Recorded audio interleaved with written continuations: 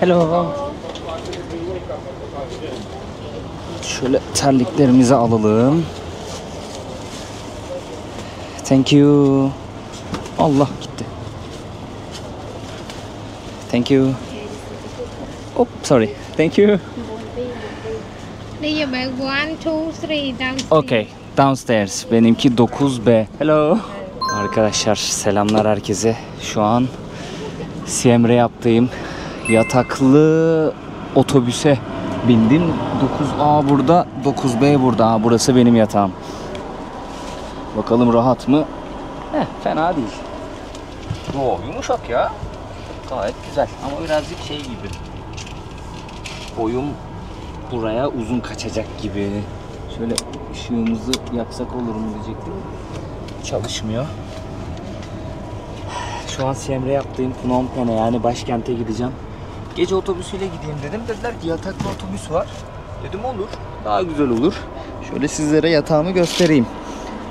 2 çantayı da aldım yanıma. Aşağı vermedim çantayı. Terliklerimizi böyle poşetin içine koyduk. Battaniyemiz var. Yastığımız var. Şöyle bir alan. Saat şu an 11'e geliyor. Sabah 7 gibi falan orada olacakmışız. 11'de kalksa 8 saat işte. Tam saatinde kalkar mı çok emin değilim ama 8 saatlik bir yolculuk olacak. Işık var gibi ama şu sanırım fan.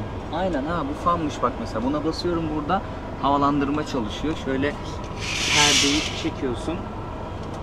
Uyuyorsun. Artık Siem Reap'taki günlerimizi tamamladık, doldurduk. Şöyle mikrofonu da buradan çıkarayım da daha rahat gelsin sesim sizlere. Şöyle otobüsü de göstereyim bir yandan. Hem üst tarafta yatak var hem de alt tarafta yatak var. Alttaki bana geldi. Güzel oldu. Umarım iyisinizdir arkadaşlar. Herkesin keyfi yerindedir, sağlığı yerindedir. Hadi bakalım, bir gece yolculuğu yapacağız. Otobüs yolculuğu yapacağız. Bak burada da çift kişilik yatak var. İyiymiş bak. Çift kişilik yatak var burada da. Gayet güzel.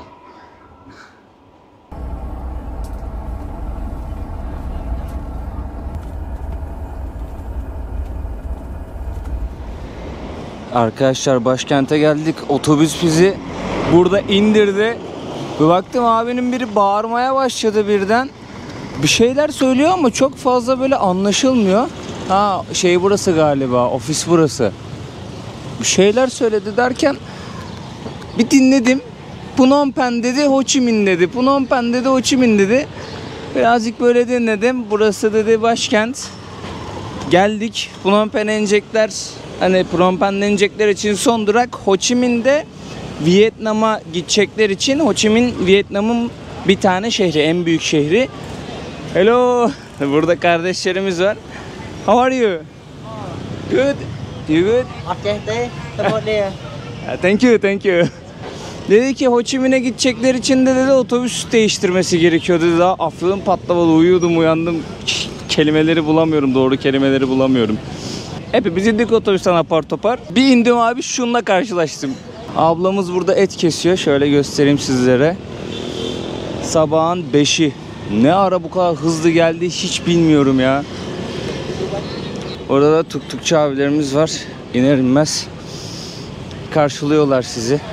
Baya böyle tezgahlarda et kesip yapıyorlar ya. Sabah başlamış mesai. Hello.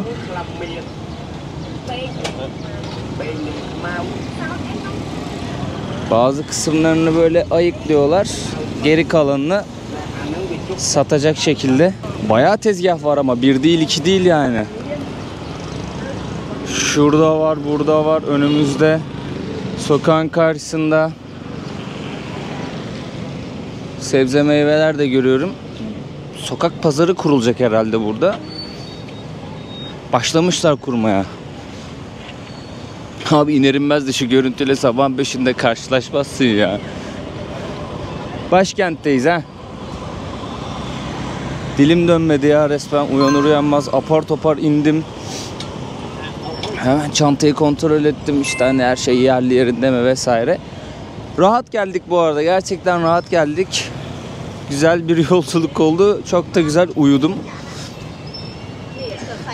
Şimdi şehrin göbeğinde indirdi bizi. Böyle dümdüz yürüyeceğim. Nehrin kenarına doğru gitmem lazım. Bir tane hostel burada buldum kendime. Nehir kenarında. Birazcık sıkıntılı bir şeymiş bu arada. Yani beni uyardı birkaç kişi. Sabahın 5'inde de böyle elimizde kamerayla avel avel geziyoruz ama dikkat et dedi, yani bazı noktalara girip çıkma dedi. Problemli bir yermiş galiba. Bakacağız artık. Hello.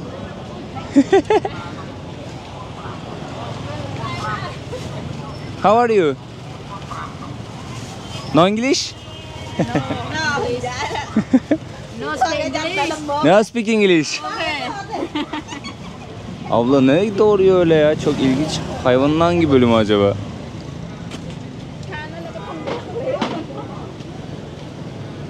Burada Müslüman bir grup da var. Çam halkı. Onlar da yaşıyor. Azınlık olarak yaşıyorlar Kamboçya'da. Grab'den kendime şimdi tuk tuk çağırdım. 1,5 dolara hostelime götürecek. Anında geldi. Benim hostel de nehir kenarında 3 kilometre var. Hello. Grab. Okay. Okay, thank you. Hop, aman binelim şöyle. Hadi bakalım.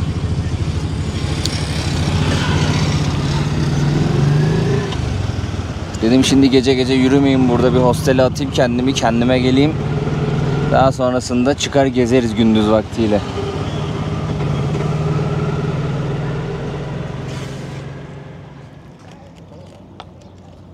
Nehirde balık tutuyorlar. Ağı attı biraz önce abimiz. Şimdi kendi de girdi nehre. Ağın kontrolünü mü sağlıyor, ne yapıyor bilmiyorum. Burada da mesela genç kardeşimizin elinde bir ağ var. Onun içinde balıklar var. Şöyle basayım böyle düşmeden, çok da şey değil ya, yamuk durduğu için düşmemek için cebelleşmek gerekiyor. Gözüküyor mu bilmiyorum ama bakın balıklar var orada. Şimdi abimiz de burada ekmeğinin peşinde, ağına attı, bekliyor. Rast gelsin. Aa, daldı içeri. Daldı içeri. Bakalım ne olacak. Günü doğurduk bu arada arkadaşlar. Saat şu an sabah 9. Ben hostele geldim. Resepsiyonda bekledim. Böyle birazcık dinlendim. Masada oturdum, sandalyede oturdum. Biraz dinlendim. Sonrasında birazcık çalıştım. Dedim güneş doğsun öyle çıkayım. Bir kendime geleyim. Kendimize geldik. Güneş de doğdu. Dedim bir nehri göstereyim sizlere. Nehir kenarına geldim. Baktım burada abimiz, genç kardeşimiz ağ atıyorlar. Balık tutuyorlar. Ekmeğindeler. Bunu göstereyim istedim. Bu Tonle Sap Nehri. Şimdi ileride biraz daha yukarı çıkınca göreceğiz. Burada tekneler var. Arka tarafta kaldı. Melong Nehri ile birleşiyor. Aha da yakaladı bir tane balık. Üzeri sarı renkli. Aynen sarı renkli birazcık. Yakaladığı diğer balıkların arasına attı, hemen çırpınıyor. Garibim. Üst kısmı birazcık sarı renkli, böyle altın rengini andırıyor aslında. Diğer balıkların yanına attı hemen. Çok da küçük değil ha. Ağı topladılar şimdi. Sadece 3 tane balık tutabilmişler. Birkaç tane böyle plastik çerçöp bir şeyler var, onun dışında balık yok arkadaşlar. Bir 15 dakikadır falan uğraştılar. 3 tane balık tuttular.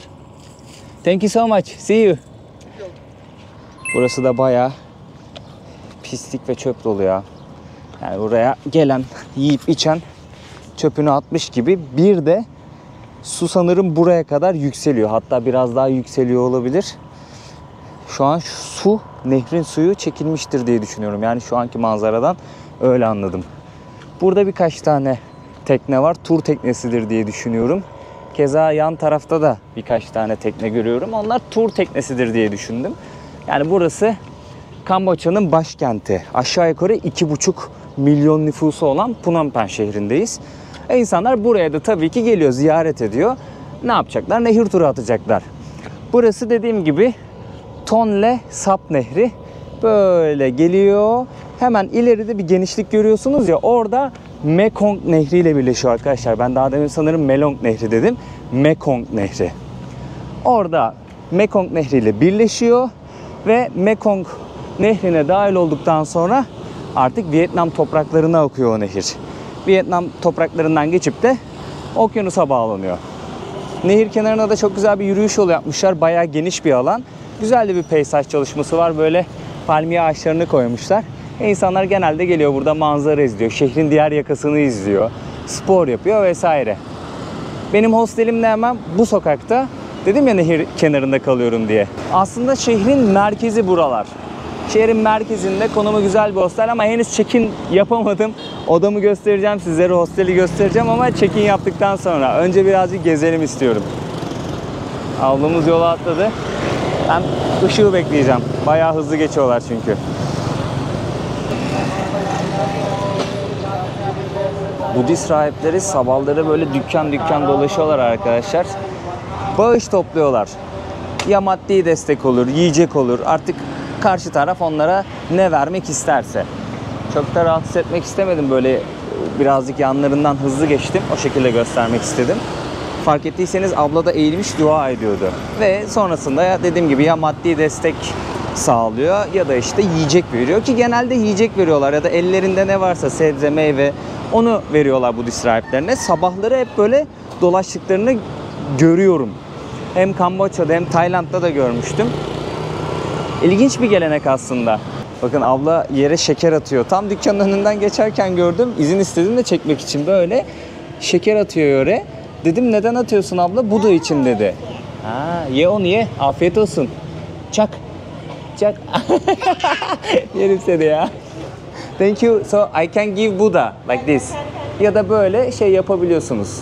İşte Buda'ya dua ettikleri bazı şeyler oluyor. Heykelcikler oluyor. Onun önüne de koyabiliyorsunuz. Thank you. Çok sıcakkanlı insanlar Kamboçya'da. Yani bunu geldiğimden beri özellikle gözlemliyorum. Gerçekten çok sıcakkanlı ve güler yüzlüler. Kameraya karşı da böyle bir problem çıkaran da görmedim şimdiye kadar. Hep çekmeme izin verdiler. Bu arada bakın bir hat döşüyorlar sanırım. Yeni bir hat döşüyorlar. Fark ettiyseniz bayağı bir kablo var. Ama bu kabloların hepsi çalışmıyor. Eskileri bırakıyorlarmış yerinde, almıyorlarmış. Üzerine yeni hat döşüyorlarmış. O yüzden bu kadar böyle karmaşık, böyle bir kaos var orada. Gelişmemiş ülkelerde hep böyle arkadaşlar. Yani gelişmemiş ülkeleri gezdiğim zaman sizler de dikkat etmişsinizdir bu duruma. Hep bu şekilde. Baksanıza. Kalın kalın şeyler geçiyor yukarıdan. Kablo grupları geçiyor. Çok ilginç bir gelenek yani. Hem monkların sabahları çıkıp böyle bağış toplaması, dua etmesi, hem de işte insanların böyle sokaklara şeker tarzı, yiyecek tarzı şeyler atmaları, koymaları. Bizim kültürümüzde olmadığı için böyle insan her gördüğünde oturup izliyor ya. Gerçekten gözlemliyorsunuz yani.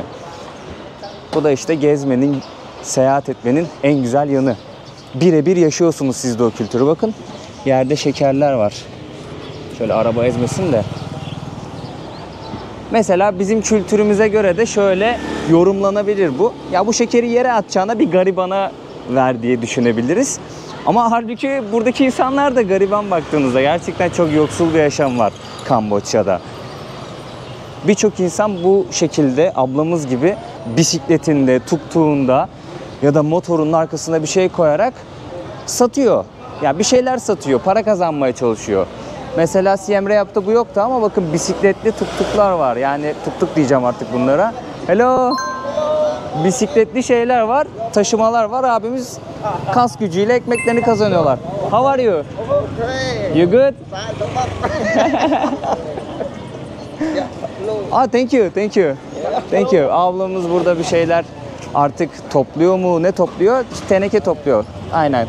Kutu kola falan onların şeylerini, tenekelerini topluyor. Thank you. Acayip bir kaos ve keşmekeş var şehirde. Her yerden bir tuk tuk çıkıyor, bir motor çıkıyor. Sağınıza solunuza bakmanız gerekiyor yani. Çok dikkatli olmanız gerekiyor. Frene dahi basmıyorlar. Sen kaçılacaksın. Sen yayasın kardeşim. Senin hakkın yok. Sen kaçılacaksın. Burada ne satıyor abimiz? Bunu ne yapıyorlar? Tuzluyorlar mı? Baharatlıyorlar mı? Böyle açıp açıp yiyorlar içindekini. Şu minibüsün yanından daldık mı içeriye gireriz. Burada da trafik tıkanmış. Oruçay Market'e geldim şimdi arkadaşlar. Şehirde 2 tane önemli market var. Yani bir sürü sokak pazarı market var. Ama Oruçay Market bir de Central Market. Bu ikisi oldukça popüler. Gidip gezin diyorlar yani. Mutlaka gidip gezin diyorlar. Bakın bu abimizin tezgahında daha fazla çeşitli şeyler var. Ne yapmış? Baharatlamış. Pul biber, mul biber. Farklı bir şekilde satıyor. Buradan girelim bakalım pazara ya. Güzel güzel. Pazarların içerisinde yemek yiyebileceğimiz yerler varsa keyifli gezeriz buralarda. Şöyle camın arkasından değil de direkt yemekleri göstermek istiyorum sizlere. Çok farklı yiyecekler var arkadaşlar. Yani birazcık açık fikirli olmak gerekiyor. Ağız tadımıza çok uyumlu söyleyemem. Ama denemekte fayda var böyle şeylere. Hello. Bak bunu yersiniz. Pirinç kavuruyorlar ama sebzeyle tavukla mavukla kavuruyorlar. Kızartılmış pirinç gibi düşünün. Gayet lezzetli oluyor aslında onlar. Bir pantolon 15 dolar diyor. Burada yine bir gömlek 15 dolar. Burada saatler var. Tekstil ürünlerinin olduğu yere geldik. Ülkenin ana geçim kaynaklarından bir tanesi arkadaşlar tekstil. Tekstil ve tarım. Tabii şu an turizmi de bunun içerisine ekleyebiliriz. Turistten de güzel para kazanıyorlar. Çünkü ülkeye girerken bir vize almanız gerekiyor. Kapıda vize ya da e-vize olarak da alabiliyorsunuz. 30 dolar ücreti. Bir de Angkor Wat gibi bir gerçek var. Dünyanın en büyük tapınak kompleksi. Oranın girişi de en ucuz bilet 37 dolar. Yani o da bir gün ziyaret ederseniz. 3 günlük veya bir haftalık biletler var. Onlar daha pahalı tabii ki. İsmail abi ceketinin pulsuz versiyonu gibi bunlar.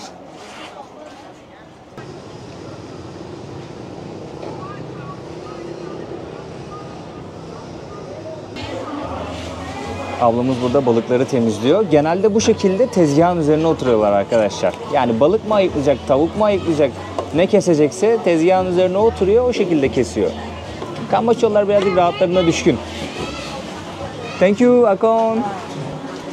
Aradığımız yeri bulduk ya. Tavuktur, balıktır. Zaten kokudan ben çok net bir şekilde anlıyorum doğru yere geldiğimi. Hello. Burada da ne varmış? Yavru siyah tavuk dedi abi. Yavru siyah tavuk. Ben önce bir anlamadım ne olduğunu.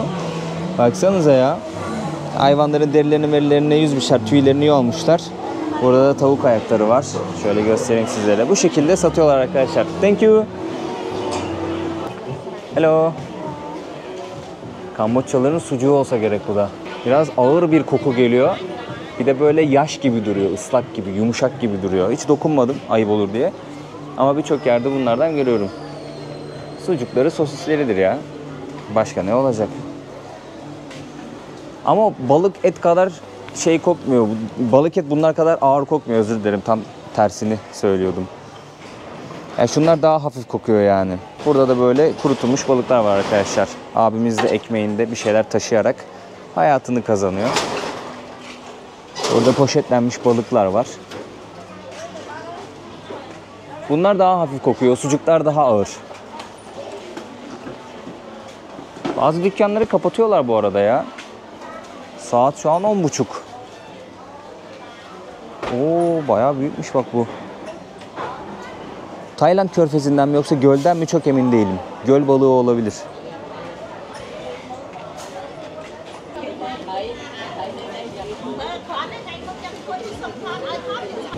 Birkaç dakikadır ablayı izliyorum. Çok hızlı balık temizliyor. En son dayanamadım, video çekmek için izin aldım kendisinden. Burada ekmeğinde hızlı bir şekilde balıkları temizliyor. Daha sonrasında tartacak, satacak. Burada da canlı balıklar var. Arada böyle hareket ediyorlar. Akon, thank you.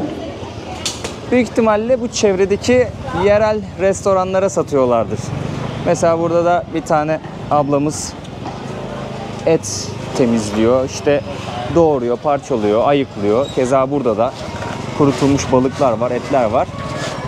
Yani yoksul bir ülkeye gittiğiniz zaman böyle pazarlarda tavuk, et, balık görüyorsunuz ya. Büyük ihtimalle restoranlarda yediklerinizi buradan alıyorlar arkadaşlar. Yani çok lüks bir restorana gitmediğiniz sürece bu tarz yerlerden, pazarlardan alıyorlar balıkları, tavukları, etleri. Hani gönül rahatlığıyla mesela restoranlarda yemek yersiniz ama nereden geldiğini bilmeyince tabii gönül rahat oluyor ama buradan alındığını kendiniz görseniz ve onun pişirildiğini düşünseniz büyük ihtimalle sokakta dışarıda yemek yemezsiniz. Burada ablamız etleri ayıklıyor. Hep böyle açıkta. Hepsi açıkta. Selamünaleyküm abla. Daha şehre adım atar atmaz sokak etçisiyle karşılaştık ya, böyle tezgahta et doğruyorlardı. Kurbağa kızartmasına bakıyoruz şu an arkadaşlar. 2 tane kurbağayı kızartmışlar. Burada farklı şeyler de kızartmışlar bu arada. Bakıyorum da böyle farklı bir hayvan var mı diye. Genelde tavuk mavuk var.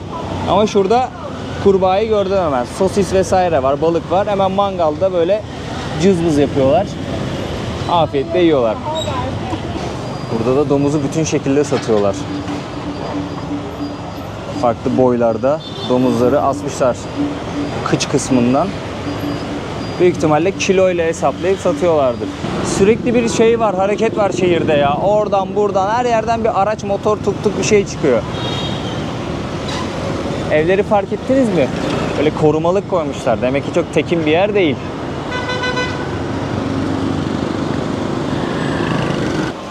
Kral yengeç mi bu, ne? Büyüklüğüne bakar mısınız şunun? Bak bak bak, ağzının içindeki hareketler nasıl belli oluyor ya. Sanki böyle parmaklarıyla bırakın hele gelsin, gel hele gel yapıyor. Burada da böyle ıstakozlar, karidesler, yengeçler, bir sürü deniz mahsulü var. Ama burası biraz daha farklıymış ya. Burada ahtapotlar var.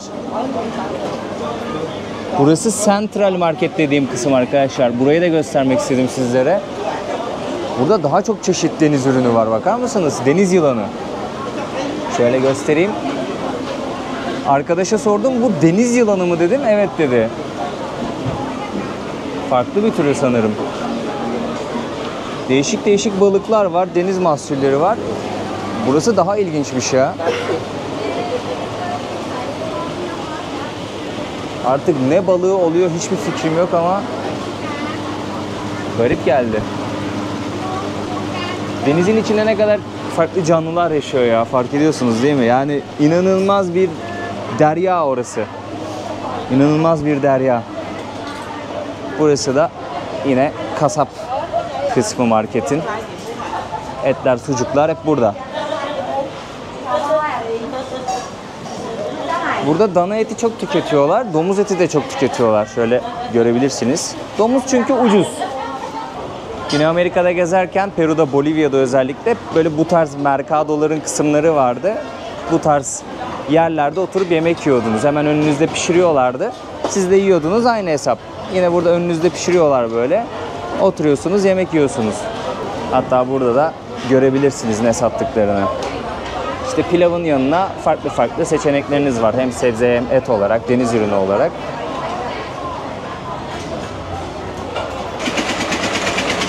Burada da böyle kalıp kalıp buz çıkarıyorlar. Yani ben de çok söylüyorum ama kendim de aslında çok takip etmiyorum onu. Aa bak, mantığa bak. Akıllıca oradan yuvarlıyor abi. Hop, geldi. Buraya kadar geliyor ama hep yerlere böyle sürüne geliyor diyeyim. Burada da işte marçalıyorlar. Belki birazcık dışını dümenden temizliyorlardır. Bizim o içtiğimiz şeylerin içerisine ya da işte balıkların üzerine vesaire koyuyorlar. Soğutuyor. Biz de onları mesela içiyoruz. Böyle geliyor arkadaşlar. Yani aslında çok da sağlıklı koşullarda değil. Bakteri vesaire bir şeyler ürüyordur diye düşünüyorum. Yani hijyen koşulunu bilmiyoruz. O buzun hangi sudan dolduruluyor da donduruluyor, nasıl hazırlanıyor, hangi koşullarda buraya getiriliyor çok bilmiyoruz.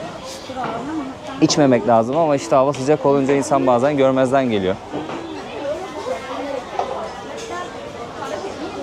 Phnom Penh'in pazarları meşhur, marketleri meşhur. O yüzden bu videoda birazcık böyle gösterip anlatmak istedim sizlere.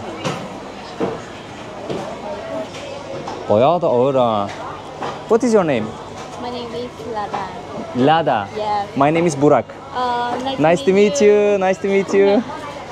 You helping your family? Yeah. Oh yeah. Your family business. Yes. How old are you? 19. 19. Yes. You go university or high school? University. My first time in university. First time in university. Congratulations. Thank you. Thank you. Bye bye. Bye bye. Üniversitede ilk yılıymış. Başarılar dileyelim genç kardeşimize. Pazarın iç kısmı da var. Burada para bozabiliyorsunuz arkadaşlar. Doları 4025'ten alıyorlar, 4005'ten satıyorlar. Şeye benziyor ya, Taşkent'teki Çorsu'ya benziyor. Ama iç kısmında böyle saat bir şeyler var. Para mara bozuyorlar. Kuyumcular var. Böyle yüzük vesaire bir şeyler satıyorlar. Takı toka satıyorlar. Genelde iç kısım dışarıdaki gibi olur. Dışarı kısma böyle şeyler. Hatta gelmez bile. Bunların çarşısı farklıdır ya. Güzel bir dokusu varmış ama. Gel konuş mikrofona gel. Hello.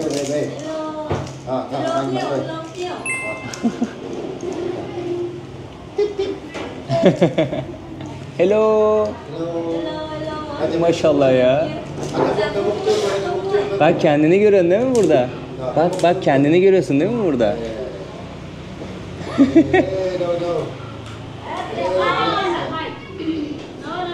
Gel dur şunu tutma. Tamam bak buradan tut. Şunu bırak, bunu bırak. Buradan tut ha. Buradan tut bak buradan. Gel. Şuradan tut. Şuradan tut.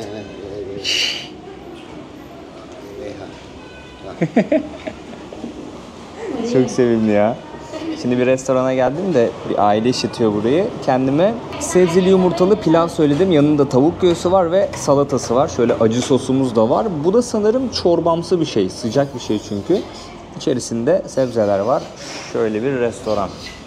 Fiyatı 3 dolar. Yani 3 dolara 12.000 riyale yiyeceğim bu menüyü. Menü dediğim bunları yanında getirdiği için de menü dedim. Gayet lezzetli görünüyor. Genelde masada şöyle şeyler olur. İşte bu sanırım çay gibi bir şey olması lazım. İşte burada acı soslar vesaireler var. Peçete var, soslar var. Burada da böyle çatal bıçak vesaire bir şey oluyor. İsterseniz chopstick de kullanabiliyorsunuz. Chopstick de var. Ama işte yıkayıp kullanıyorlar o chopstickleri de. Bilginiz olsun. Gayet lezzetli. O gördüğümüz tavukları hatırlıyorsunuz. İşte pazardan alışveriş yapıyorlar burada müşterilere. Onları servis ediyorlar.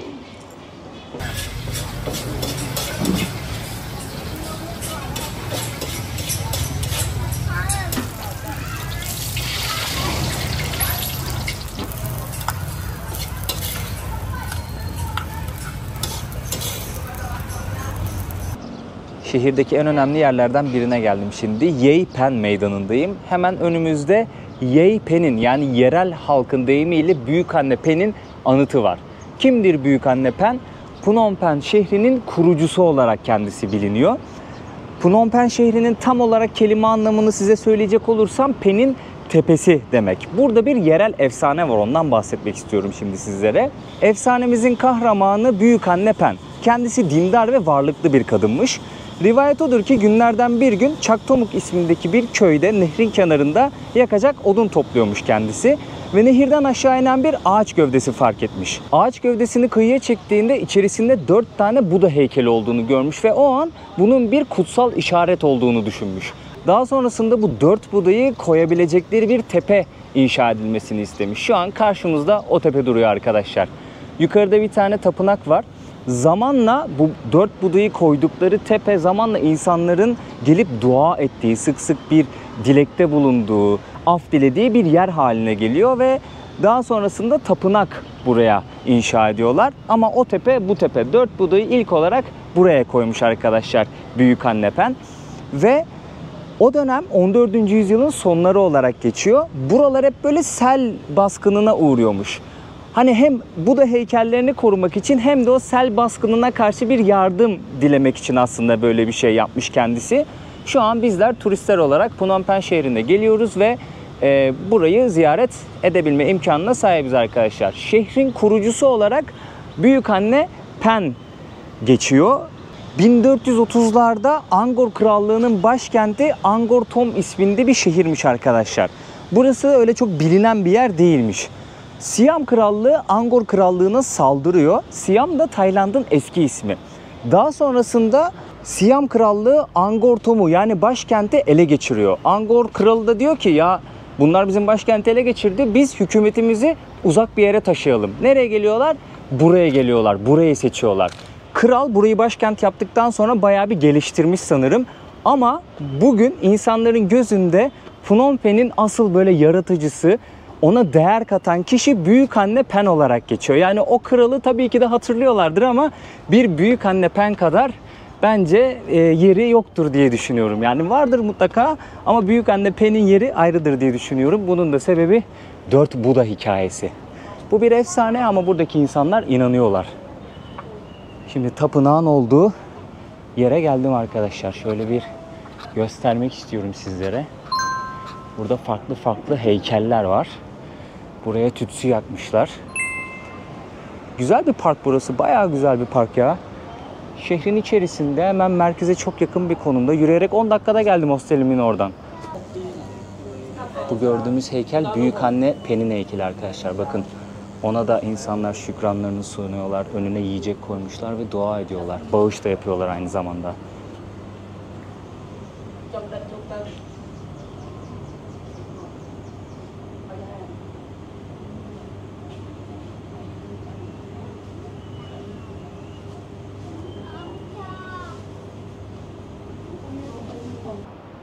Tapınağın içerisinde de bir tane büyük ve farklı farklı büyüklükte Buda heykelleri var arkadaşlar. Şöyle göstereyim sizlere. Buradan daha yakına gidemiyoruz sanırım. Yine yiyecek vesaire bir şeyler koymuşlar. Para koymuşlar. İnsanlar geliyorlar, dua ediyorlar.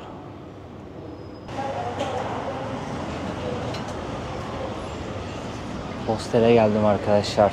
Wonders isminde bir hostelde kalıyorum. Hemen yanınızda masaj salonu varmış.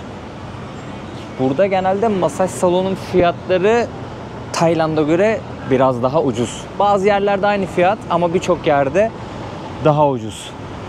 Şöyle bir sokakta hostelim. Wonders isminde bir hostel. Karşı tarafta da binası var. Gecelik 9 dolar arkadaşlar. Ben paylaşımlı odada kalıyorum. 12 tane yatak var odada. Ama güzel yani böyle perdeli merdeli bayağı geniş bir oda. Kilitli dolabı falan var. Tuvaleti banyosu da gayet temiz, güzel. Paylaşımlı alanı da çok güzel. Yani insanlar oturup rahatça çalışabiliyor. Bir sürü masa var anladığım kadarıyla. Bayağı büyük ve kalabalık bir hostel. Özel odaları da vardır diye düşünüyorum. Bir gittim duş aldım, çantamı bıraktım böyle eşyalarımı bir derledim topladım derken bir saat kadar dinlendim. Bir de güneşin gitmesini bekledim ya. Bayağı bir sıcak yedik bugün. Yine geldim sahil tarafına dedim burası canlanmıştır. Videoyu burada bitiririz. Hemen buranın etrafında da zaten bir sürü böyle markettir, restorandır, masaj salonudur. Bir sürü şeyler var. Merkezdeyiz sonuçta. Başka ne diyecektim? Terası var bir de hostelin. Havuzu barı var böyle. Akşam 7'den sonra açılıyormuş. Yani aklınızda bulunsun. Buraya gelirseniz değerlendirin yani. Merkezi yerde 9 dolar. Manzarası da güzel. Odadan burayı görüyorum ben direkt. Çocuklar oyun oynuyorlar. Monk abilerimiz, kardeşlerimiz çıkmışlar. Bunlar bütün hayatını işte tapınaklarda geçiriyorlar. İbadet vesaire tahmin edebiliyorsunuzdur yani. Bunlar öğrencidir. İleride olacaktır. Yani keşiş vesaire olacaklardır. Daha öğrencilerdir diye düşünüyorum. Bazıları çok genç çünkü.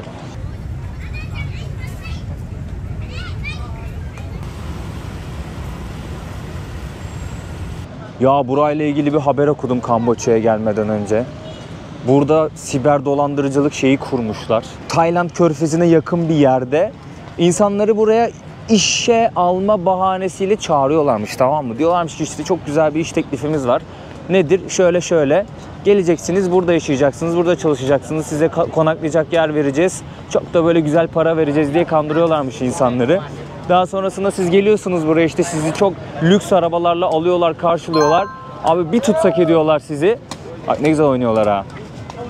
Bir tutsak ediyorlar sizi. Allah! Apış arası yaptım abi. Sonra çıkamıyorsunuz oradan işte silahlı adamlar falan koruyorlarmış o yerleri. Siz de pasaportunuzu falan da elinizden alıyorlarmış bu arada. Hani bahanesiyle yani kaydınızı yapacağız bilmem ne bahanesiyle. Tabii siz onların eline düştükten sonra geçmiş olsun. hiçbir şekilde kurtulamıyorsunuz bir daha. Bayağı haberi çıktı Türkiye'de. Değişik bir olay ya. Yani Türkiye'den buraya gelip kendi rızasıyla gelip daha sonrasında onlara işte siber köle olan bir sürü insan var. Nasıl oluyor siber köle? Onlar ne diyorsa yapıyorsun abi. Siber dolandırıcılık yapıyorsun. İşte Türkiye'yi dolandırıyor. Çinliler yürütüyormuş bu işi sanırım burada. Ve işte uluslararası bir ağ kurmuşlar. Her ülkeden birilerini buraya getirip siber dolandırıcılık yapmaya zorluyorlarmış. Kaçamıyor da tabii insanlar. Can tehlikesi. Kimse de müdahale edemiyor. Çok garip bir olay ya. Bir de burada çok fazla siyasi suçlu da var benim anladığım kadarıyla. Yani kendi ülkesine dönemeyen. Burada böyle çok gelişmemiş bir ülke ya, çok rahat takılıyorlar yani burada. Benim gördüğüm, anladığım o. Fransızlar uzun bir süre burada hüküm sürmüşler. Sömürgesi yapmış Kamboçya'yı. Bazı evlere baktığınızda mimariden anlıyorsunuz yani, onların etkisi var. Oo, güzel bir tapınak varmış orada bak. Bayağı büyük bir güzel bir tapınak varmış. Çok sinek var ama. Ay, çok garip böcekler var. Bir ısırıyorlar, bir sokuyorlar. Her yerim var ya, her yerim kaşınıyor. Bak mesela bir sürü yara var. Bunun gibi var ya, bir sürü yara oldu şeyde, vücudumda, kolumda, bacağımda. Açık olan her yeri yiyorlar, parçalıyorlar yani. Sinek şeyi sıkıyorum, sprey falan, o bile fayda etmiyor. Çok garip böcekler ya. Neyse, bu video bence uzun oldu. Elimden geldiğince göstermeye çalıştım marketleri, buraları göstermeye çalıştım, anlatmaya çalıştım. Bildiklerimi aktarmaya çalışıyorum. O yüzden bazılarınıza çok konuşuyor gibi gelebilir. İrtibat kurabilsem insanlarla, onlarla da konuşacağım da yok, dil uymuyor yani. Bu videoluk bu kadar olsun arkadaşlar. Bir sonraki videoda görüşmek üzere diyeyim. O zamana kadar kendinize çok iyi bakın. Adios amigos.